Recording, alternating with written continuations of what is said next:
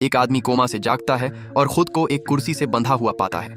उसके सामने खोपड़ी का मास्क पहने एक महिला धीरे धीरे उसकी तरफ बढ़ती है। यह सब एक लाइव ब्रॉडकास्ट का हिस्सा होता है।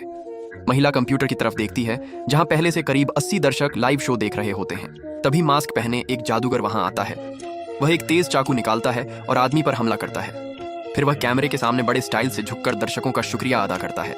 लेकिन उसकी इतनी ड्रामेटिक परफॉर्मेंस के बावजूद दर्शकों की संख्या नहीं बढ़ती और उन्हें मिलने वाले टिप्स भी बहुत कम होते हैं।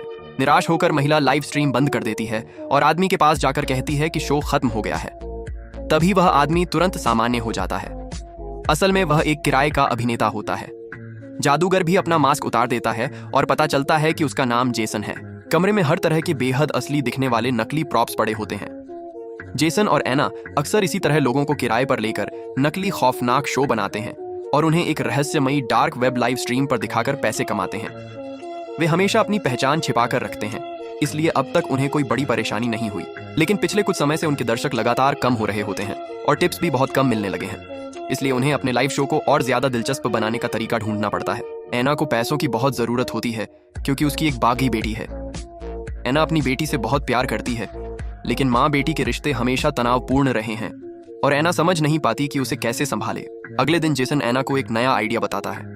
दोनों बात ही कर रहे होते हैं कि अचानक दरवाजे पर जोर जोर से दस्तक होने लगती है। इससे पहले कि वे कुछ समझ पाते, कोई दरवाजा बुरी तरह पीटने लगता है। असल में कोई काफी समय से एना और जेसन पर नजर रख रहा होता है। उनके लाइव शो से कमाए गए पैसे ने दूसरे लोगों का लालच जगा दिया होता है। विलियम नाम का एक आदमी जेसन पर गोली चला देता है।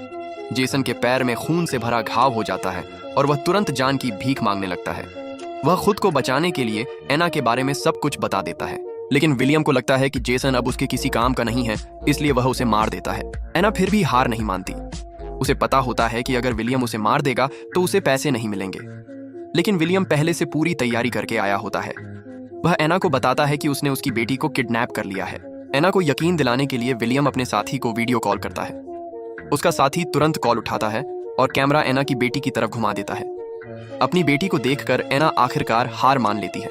वह विलियम को पैसे लेने के लिए घर ले जाती है, लेकिन मौका मिलते ही उसे इलेक्ट्रिक स्टन गन से बेहोश कर देती है। जब विलियम दोबारा होश में आता है तो वह खुद को उसी तरह एक कुर्सी